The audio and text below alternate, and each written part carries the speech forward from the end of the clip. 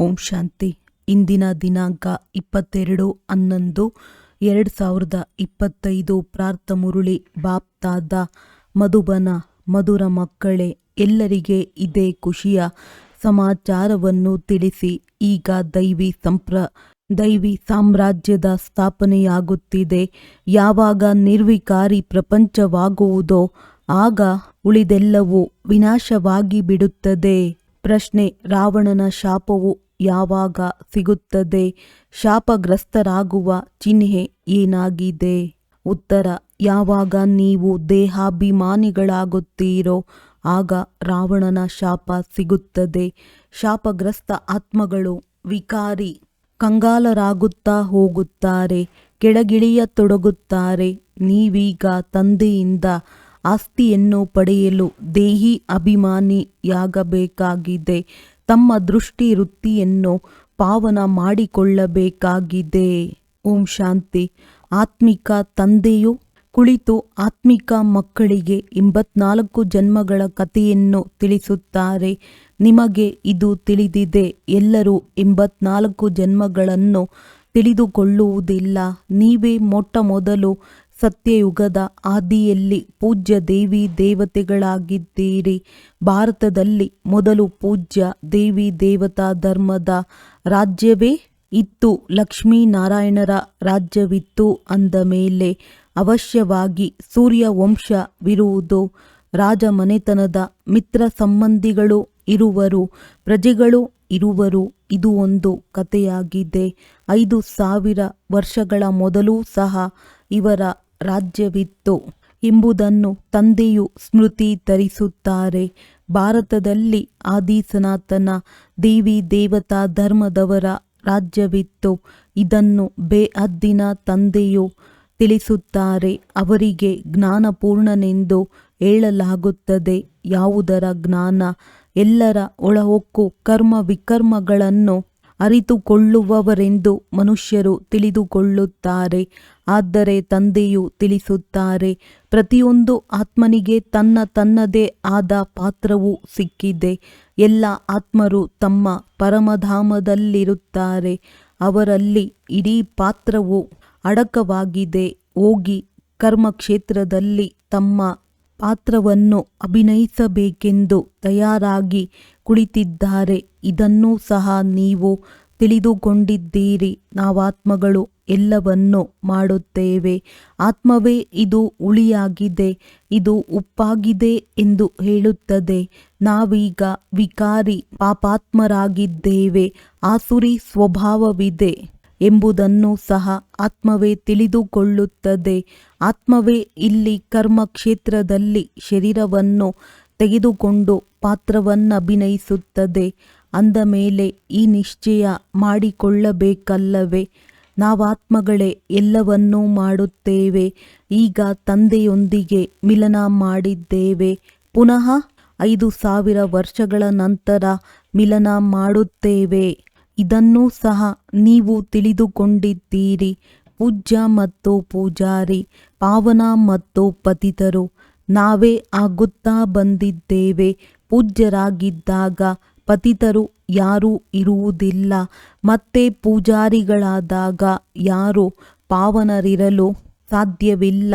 ಸತ್ಯಯುಗದಲ್ಲಿ ಪಾವನ ಪೂಜ್ಯರಿರುತ್ತಾರೆ. ದ್ವಾಪರದಿಂದ ರಾವಣ ರಾಜ್ಯವು ಆರಂಭವಾಗುತ್ತದೆ. ಆಗ ಎಲ್ಲರೂ ಪತಿತ ಪೂಜಾರಿಗಳಾಗುತ್ತಾರೆ. ಶಿವತಂದೆಯು ತಿಳಿಸುತ್ತಾರೆ, ನೋಡಿ, ಶಂಕರಾಚಾರ್ಯರು ಸಹ ನನ್ನ ಪೂಜಾರಿಯಾಗಿದ್ದಾರೆ. ನನ್ನನ್ನು ಪೂಜಿಸುತ್ತಾರಲ್ಲವೇ? ಶಿವನ ಚಿತ್ರವು ಕೆಲವರ ಬಳಿ ಚಿನ್ನದಿಂದ, ಇನ್ನು ಕೆಲವರ ಬಳಿ ವಜ್ರದಿಂದ, ಕೆಲವರ ಬಳಿ ಬೆಳ್ಳಿಯಿಂದ ಮಾಡಿಸಿರುತ್ತಾರೆ. ಈಗ ಯಾರು ಪೂಜೆ ಮಾಡುವರೋ ಆ ಪೂಜಾರಿಗಳಿಗೆ ಪೂಜ್ಯರೆಂದು ಹೇಳಲು ಸಾಧ್ಯವಿಲ್ಲ. ಇಡೀ ಪ್ರಪಂಚದಲ್ಲಿ ಈ ಸಮಯದಲ್ಲಿ ಯಾರೊಬ್ಬರೂ ಪೂಜ್ಯರಿಲ್ಲ. ಆರಂಭದಲ್ಲಿ ಪೂಜ್ಯ ಪವಿತ್ರರಾಗಿರುತ್ತಾರೆ, ನಂತರ ಅಪವಿತ್ರರಾಗುತ್ತಾರೆ. ಹೊಸ ಪ್ರಪಂಚದಲ್ಲಿ ಪವಿತ್ರರಿರುತ್ತಾರೆ. ಪವಿತ್ರರೇ ಪೂಜೆಗೆ ಅರ್ಹರಾಗುತ್ತಾರೆ. ಹೇಗೆ ಕುಮಾರಿಯು ಪವಿತ್ರಳಾಗಿದ್ದಾಗ ಪೂಜೆಗೆ ಯೋಗ್ಯಳಾಗುತ್ತಾಳೆ.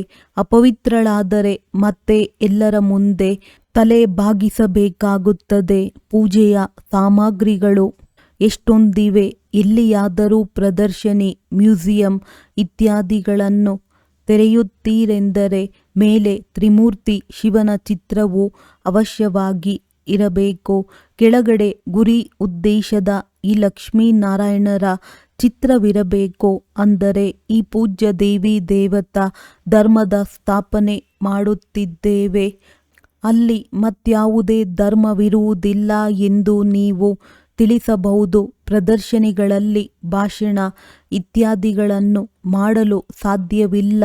ತಿಳಿಸುವುದಕ್ಕಾಗಿ ಬೇರೆ ಪ್ರಬಂಧವನ್ನಿಡಬೇಕು. ಮುಖ್ಯ ಮಾತೆ ಇದಾಗಿದೆ. ನಾವು ಭಾರತವಾಸಿಗಳಿಗೆ ಖುಷಿಯ ಸಮಾಚಾರವನ್ನು ತಿಳಿಸುತ್ತೇವೆ. ನಾವು ಇಂತಹ ರಾಜ್ಯವನ್ನು ಸ್ಥಾಪನೆ ಮಾಡುತ್ತಿದ್ದೇವೆ. ಮೊದಲಿಗೆ ಈ ದೈವಿ ಸಾಮ್ರಾಜ್ಯವಿತ್ತು, ಈಗ ಇಲ್ಲ. ಪುನಃ ಇದರ ಸ್ಥಾಪನೆಯಾಗುತ್ತಿದೆ. ಮತ್ತೆಲ್ಲವೂ ವಿನಾಶವಾಗಿ ಬಿಡುವುದು. ಸತ್ಯಯುಗದಲ್ಲಿ ಯಾವಾಗ ಈ ಒಂದು ಧರ್ಮವಿತ್ತೋ ಆಗ ಈ ಅನೇಕ ಧರ್ಮಗಳಿರಲಿಲ್ಲ. ಈಗ ಅನೇಕ ಧರ್ಮಗಳು ಸೇರಿ ಒಂದಾಗಬೇಕು, ಆದರೆ ಅದು ಸಾಧ್ಯವಿಲ್ಲ. ಧರ್ಮಪಿತರು ಒಬ್ಬರು ಇನ್ನೊಬ್ಬರ ಹಿಂದೆ ಬರುತ್ತಿದ್ದಾರೆ ಮತ್ತು ವೃದ್ಧಿಯಾಗುತ್ತಾ ಇರುತ್ತಾರೆ. ಮೊಟ್ಟ ಮೊದಲಿನ ಆದಿ ಸನಾತನ ದೇವಿ ದೇವತಾ ಧರ್ಮವೇ ಪ್ರಾಯಲೋಪವಾಗಿದೆ. ತಮ್ಮನ್ನು ದೇವಿ ದೇವತಾ ಧರ್ಮದವರೆಂದು ಕರೆಸಿಕೊಳ್ಳುವವರು ಯಾರೊಬ್ಬರೂ ಇಲ್ಲ. ಇದಕ್ಕೆ ವಿಕಾರಿ ಪ್ರಪಂಚವೆಂದೇ ಕರೆಯಲಾಗುತ್ತದೆ. ನೀವು ಈ ರೀತಿ ಹೇಳಿರಿ, ನಾವು ನಿಮಗೆ ಖುಷಿಯ ಸಂದೇಶವನ್ನು ತಿಳಿಸುತ್ತೇವೆ. ಶಿವತಂದೆಯು ನಿರ್ವಿಕಾರಿ ಪ್ರಪಂಚವನ್ನು ಸ್ಥಾಪನೆ ಮಾಡುತ್ತಿದ್ದಾರೆ. ನಾವು ಪ್ರಜಾಪಿತ ಬ್ರಹ್ಮನ ಸಂತಾನರಾಗಿದ್ದೇವೆ. ಪ್ರಜಾಪಿತ ಬ್ರಹ್ಮ ಕುಮಾರ ಕುಮಾರಿಯರಾಗಿದ್ದೇವೆ.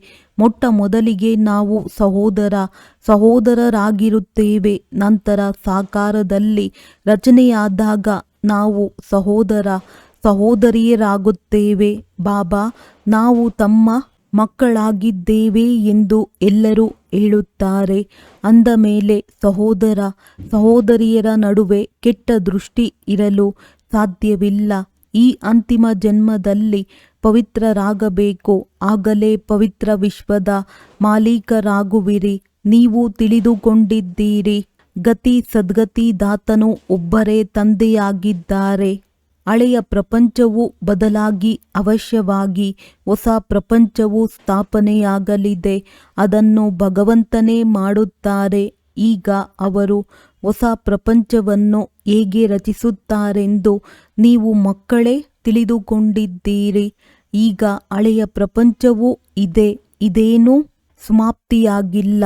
ಬ್ರಹ್ಮನ ಮೂಲಕ ಸ್ಥಾಪನೆ ಎಂದು ಚಿತ್ರಗಳಲ್ಲಿಯೂ ಇದೆ. ಈ ಬ್ರಹ್ಮರವರ ಬಹಳ ಜನ್ಮಗಳ ಅಂತಿಮ ಜನ್ಮವಾಗಿದೆ. ತಂದೆಯು ಬ್ರಹ್ಮರವರ ಮೂಲಕ ದತ್ತು ಮಾಡಿಕೊಳ್ಳುತ್ತಾರೆ.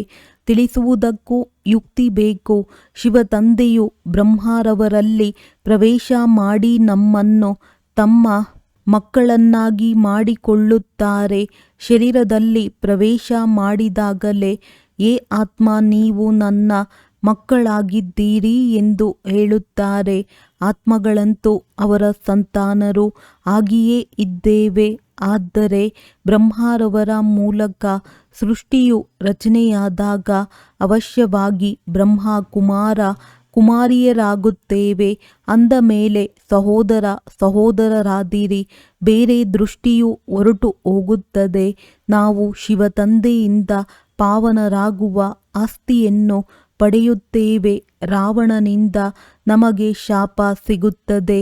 ನಾವೀಗ ದೇಹಿ ಅಭಿಮಾನಿಗಳಾದರೆ ತಂದೆಯಿಂದ ಆಸ್ತಿಯೂ ಸಿಗುತ್ತದೆ. ದೇಹಾಭಿಮಾನಿಗಳಾಗುವುದರಿಂದ ರಾವಣನ ಶಾಪ ಸಿಗುತ್ತದೆ. ಶಾಪ ಸಿಗುವ ಕಾರಣ ಕೆಳಗಿಳಿಯುತ್ತೀರಿ. ಈಗ ಭಾರತವು ಶಾಪಗ್ರಸ್ತವಾಗಿದೆಯಲ್ಲವೇ? ಭಾರತವನ್ನು ಇಷ್ಟು ಕಂಗಾಲ ವಿಕಾರಿಯನ್ನಾಗಿ ಯಾರು ಮಾಡಿದರು? ಯಾರದ್ದೋ ಶಾಪವಿರಬೇಕಲ್ಲವೇ? ಇದು ರಾವಣ ರೂಪಿ ಮಾಯೆಯ ಶಾಪವಾಗಿದೆ. ಪ್ರತಿ ವರ್ಷ ರಾವಣನನ್ನು ಸುಡುತ್ತಾರೆ. ಅಂದ ಮೇಲೆ ರಾವಣನು ಶತ್ರುವಲ್ಲವೇ? ಧರ್ಮದಲ್ಲಿಯೇ ಶಕ್ತಿ ಇರುತ್ತದೆ. ನಾವೀಗ ದೇವತಾ ಧರ್ಮದವರಾಗುತ್ತೇವೆ. ತಂದೆಯು ಹೊಸ ಧರ್ಮದ ಸ್ಥಾಪನೆ ಮಾಡಲು ನಿಮಿತ್ತರಾಗಿದ್ದಾರೆ. ಎಷ್ಟು ಶಕ್ತಿಶಾಲಿ ಧರ್ಮವನ್ನು ಸ್ಥಾಪನೆ ಮಾಡುತ್ತಾರೆ. ನಾವು ತಂದೆಯಿಂದ ಶಕ್ತಿಯನ್ನು ಪಡೆದು ಇಡೀ ವಿಶ್ವದ ಮೇಲೆ ಜಯ ಗಳಿಸುತ್ತೇವೆ. ನೆನಪಿನ ಯಾತ್ರೆಯಿಂದಲೇ ಶಕ್ತಿ ಸಿಗುತ್ತದೆ ಮತ್ತು ವಿಕರ್ಮಗಳು ವಿನಾಶವಾಗುತ್ತವೆ. ಈ ಮಾತನ್ನು ಸಹ ಬರೆಯಬೇಕು. ನಾವು ಖುಷಿಯ ಸಮಾಚಾರವನ್ನು ತಿಳಿಸುತ್ತೇವೆ. ಈಗ ಈ ಧರ್ಮದ ಸ್ಥಾಪನೆಯಾಗುತ್ತಿದೆ. ಅದಕ್ಕೆ ಹೆವೆನ್ ಅಥವಾ ಸ್ವರ್ಗವೆಂದು ಹೇಳುತ್ತಾರೆ. ಈ ಮಾತುಗಳನ್ನು ದೊಡ್ಡ ದೊಡ್ಡ ಅಕ್ಷರಗಳಲ್ಲಿ ಬರೆಯಿರಿ. ತಂದೆಯು ಸಲಹೆ ನೀಡುತ್ತಾರೆ. ಇದೇ ಎಲ್ಲದಕ್ಕಿಂತ ಮುಖ್ಯ ಮಾತಾಗಿದೆ. ಈಗ ಆದಿ ಸನಾತನ ದೇವಿ ದೇವತಾ ಧರ್ಮದ ಸ್ಥಾಪನೆಯಾಗುತ್ತಿದೆ. ಪ್ರಜಾಪಿತ ಬ್ರಹ್ಮನೂ ಕುಳಿತಿದ್ದಾರೆ. ನಾವು ಪ್ರಜಾಪಿತ ಬ್ರಹ್ಮ ಕುಮಾರ ಕುಮಾರಿಯರು ಶ್ರೀಮತದಂತೆ ಈ ಕಾರ್ಯ ಮಾಡುತ್ತಿದ್ದೇವೆ. ಬ್ರಹ್ಮನ ಮತವಿಲ್ಲ.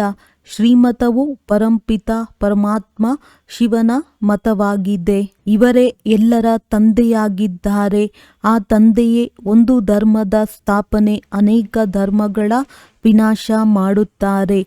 ನಾವು ರಾಜಯೋಗವನ್ನು ಕಲಿತು ಇಂತಹ ಶ್ರೇಷ್ಠರಾಗುತ್ತೇವೆ. ನಾವು ಬೇಅದ್ದಿನ ಸನ್ಯಾಸ ಮಾಡಿದ್ದೇವೆ, ಏಕೆಂದರೆ ನಮಗೆ ತಿಳಿದಿದೆ ಈ ಹಳೆಯ ಪ್ರಪಂಚವು ಭಸ್ಮವಾಗಲಿದೆ.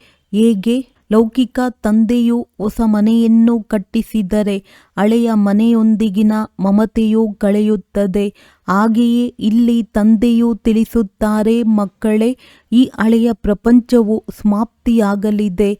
ಈಗ ನಿಮಗಾಗಿ ಹೊಸ ಪ್ರಪಂಚವನ್ನು ಸ್ಥಾಪನೆ ಮಾಡುತ್ತಿದ್ದೇನೆ.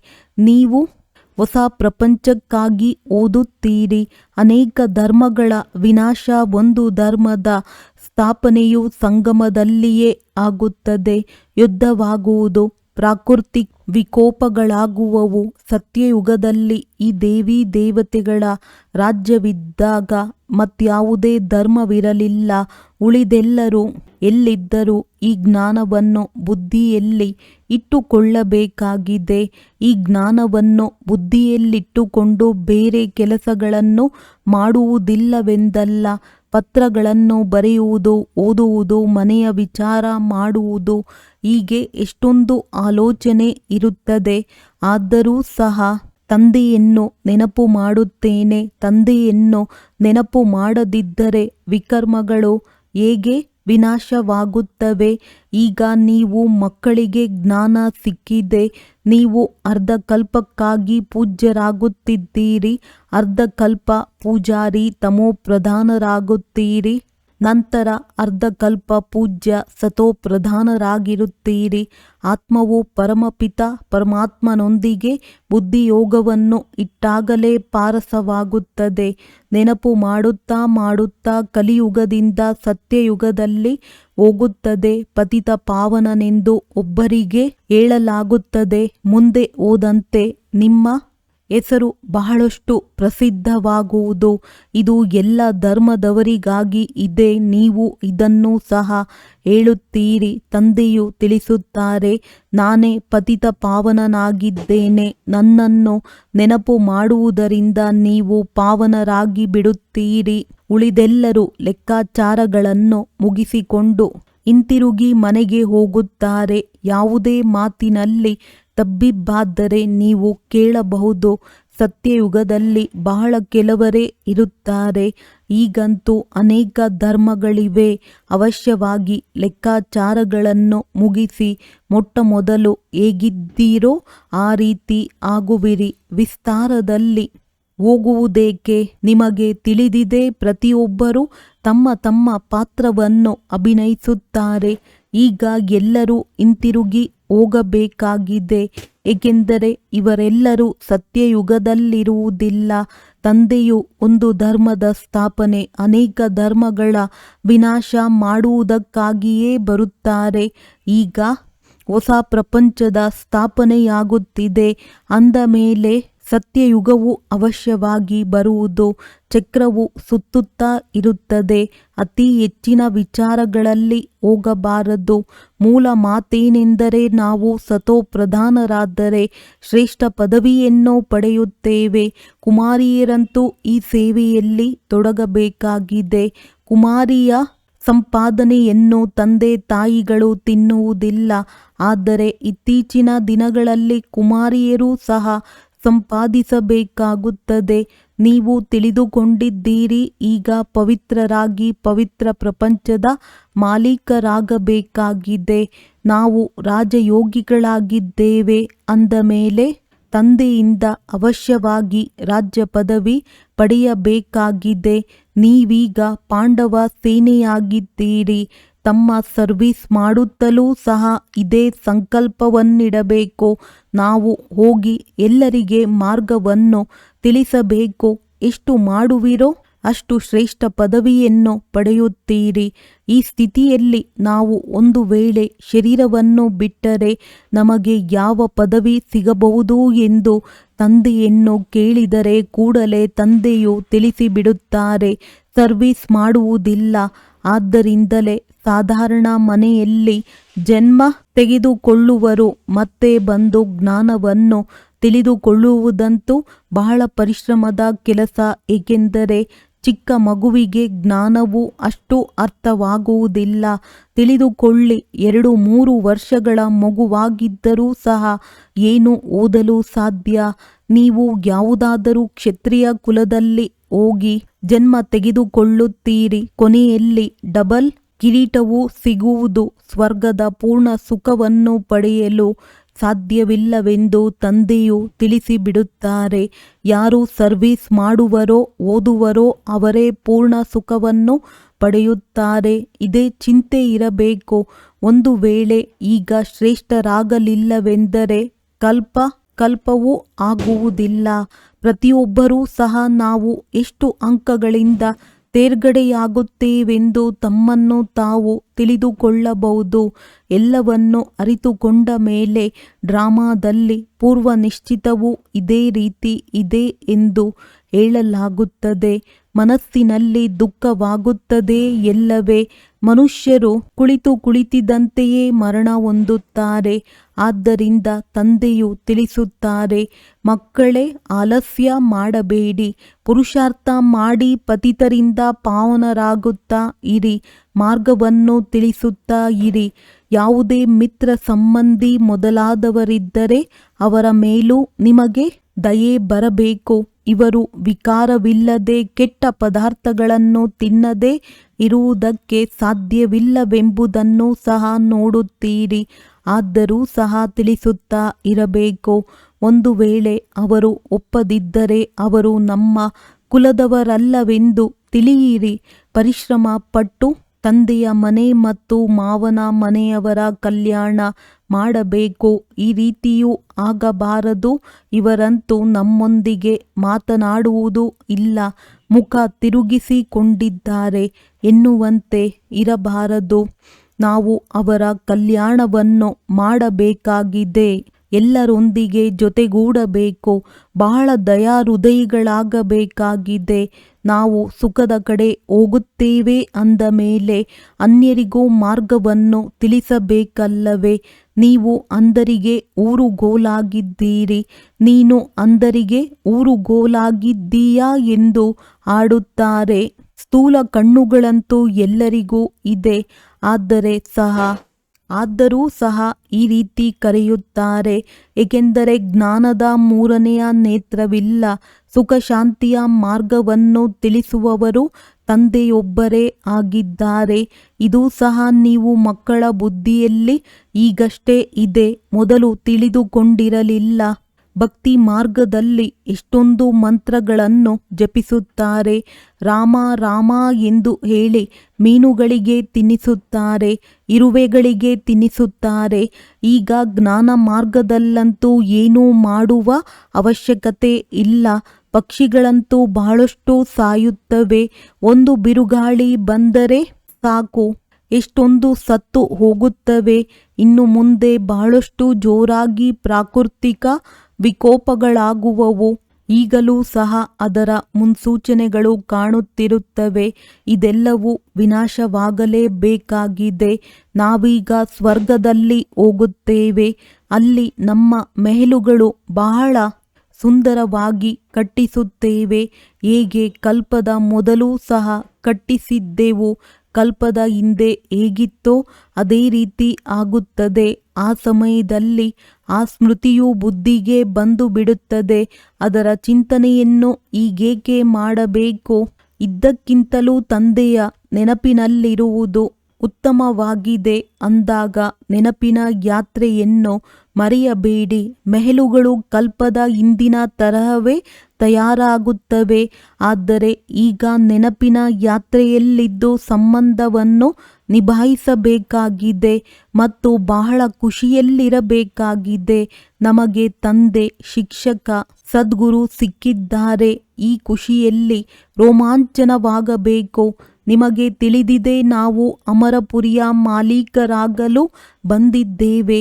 ಈ ಖುಷಿಯು ಸ್ಥಿರವಾಗಿರಬೇಕು. ಇಲ್ಲಿ ಖುಷಿ ಇದ್ದಾಗಲೇ ಅದು 21 ಜನ್ಮಗಳವರೆಗೆ ಸ್ಥಿರವಾಗಿ ಬಿಡುವುದು. ಅನೇಕರಿಗೆ ನೆನಪು ತರಿಸುತ್ತಾ ಇರಿ. ಆಗಲೂ ಸಹ ತಮಗೂ ಸಹ ನೆನಪು ಹೆಚ್ಚುವುದು. ಮತ್ತೆ ಅದೇ ಹವ್ಯಾಸವಾಗುವುದು. ನಿಮಗೆ ತಿಳಿದಿದೆ, ಈ ಅಪವಿತ್ರ ಪ್ರಪಂಚಕ್ಕೆ ಬೆಂಕಿ ಬೀಳಲಿದೆ. ನೀವು ಬ್ರಾಹ್ಮಣರಿಗೆ ಈ ಚಿಂತನೆ ಇದೆ. ಈ ಇಡೀ ಪ್ರಪಂಚವೇ ಸಮಾಪ್ತಿಯಾಗುವುದಿದೆ. ಸತ್ಯಯುಗದಲ್ಲಿ ಇದೇನೂ ತಿಳಿಯುವುದಿಲ್ಲ. ಈಗ ಅಂತ್ಯವಾಗಿದೆ. ನೀವು ನೆನಪಿಗಾಗಿಯೇ ಪುರುಷಾರ್ಥ ಮಾಡುತ್ತಿದ್ದೀರಿ. ಒಳ್ಳೆಯದು.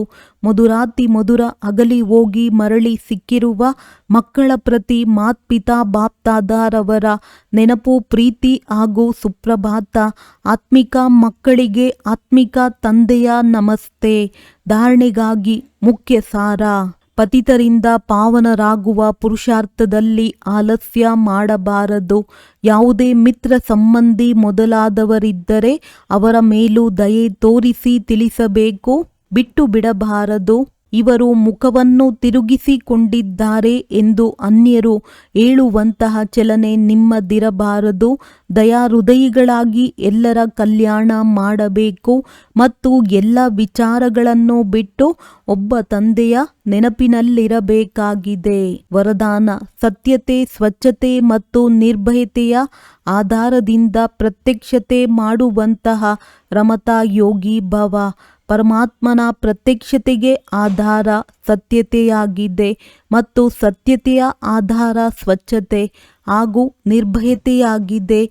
ಒಂದು ವೇಳೆ ಯಾವುದೇ ಪ್ರಕಾರದ ಅಸ್ವಚ್ಛತೆ ಅರ್ಥಾತ್ ಸತ್ಯತೆ, ಸ್ವಚ್ಛತೆಯ ಕೊರತೆ ಅಥವಾ ತನ್ನದೇ ತಮೋಗುಣಿ ಸಂಸ್ಕಾರಗಳ ಮೇಲೆ ವಿಜಯಿಗಳಾಗುವುದರಲ್ಲಿ, ಸಂಸ್ಕಾರ ಮಿಲನ ಮಾಡುವುದರಲ್ಲಿ ಅಥವಾ ವಿಶ್ವ ಸೇವೆಯ ಕ್ಷೇತ್ರದಲ್ಲಿ ತನ್ನ ಸಿದ್ಧಾಂತಗಳನ್ನು ಸಿದ್ಧ ಮಾಡುವಲ್ಲಿ ಭಯ ಇದ್ದಲ್ಲಿ ಪ್ರತ್ಯಕ್ಷತೆ ಆಗಲು ಸಾಧ್ಯವಿಲ್ಲ. ಆದ್ದರಿಂದ ಸತ್ಯತೆ ಮತ್ತು ನಿರ್ಭಯತೆಯನ್ನು ಧಾರಣೆ ಮಾಡಿ ಒಂದೇ ಗುಂಗಿನಲ್ಲಿ ಮಸ್ತ ಆಗಿರುವವರೇ ರಮತಾ ಯೋಗಿ. ಸಹಜ ರಾಜಯೋಗಿಗಳಾಗಿ ಆಗ ಸಹಜವಾಗಿ ಅಂತಿಮ ಪ್ರತ್ಯಕ್ಷತೆ ಆಗುವುದು. ಸ್ಲೋಗನ್: ಬೇಹದ್ದಿನ ದೃಷ್ಟಿ ವೃತ್ತಿಯೇ ಏಕತೆಗೆ ಆಧಾರವಾಗಿದೆ. ಆದ್ದರಿಂದ ಹದ್ದಿನಲ್ಲಿ ಬರಬೇಡಿ. ಅವ್ಯಕ್ತ ಸೂಚನೆ: ಅಶರೀರಿ ಅಥವಾ ವಿದೇಹಿ ಸ್ಥಿತಿಯ ಅಭ್ಯಾಸ ಹೆಚ್ಚಿಸಿ. ಅಶರೀರಿ ಆಗುವುದು ವೈರ್ಲೆಸ್ ಸೆಟ್ ಆಗಿದೆ. ವೈರ್ಲೆಸ್ ಆಗುವುದೇ ವೈರ್ಲೆಸ್ ಸೆಟ್ನ ಸೆಟ್ಟಿಂಗ್ ಆಗಿದೆ. ಸ್ವಲ್ಪವೂ ವಿಕಾರ ವೈರ್ಲೆಸ್ ಸೆಟ್ಟನ್ನು ಹಾಳು ಮಾಡಿಬಿಡುವುದು. ಆದ್ದರಿಂದ ಈಗ ಕರ್ಮ ಬಂಧನದಿಂದ ಕರ್ಮಯೋಗಿ ಆಗಿ ಅನೇಕ ಬಂಧನಗಳಿಂದ ಮುಕ್ತ ಒಬ್ಬ ತಂದೆಯ ಸಂಬಂಧದಲ್ಲಿ ಇದ್ದೇನೆ ಎಂದುಕೊಂಡರೆ ಸದಾ ಎವರ್ ರೆಡಿ ಆಗಿರುವಿರಿ. ಚೆಕ್ ಮಾಡಿಕೊಳ್ಳಿ, ಒಳಗಡೆ ಯಾವುದೇ ವಿಕಾರ ಅಡಗಿಕೊಂಡು ಕುಳಿತಿಲ್ಲವೇ? ಒಳ್ಳೆಯದು. ಓಂ ಶಾಂತಿ.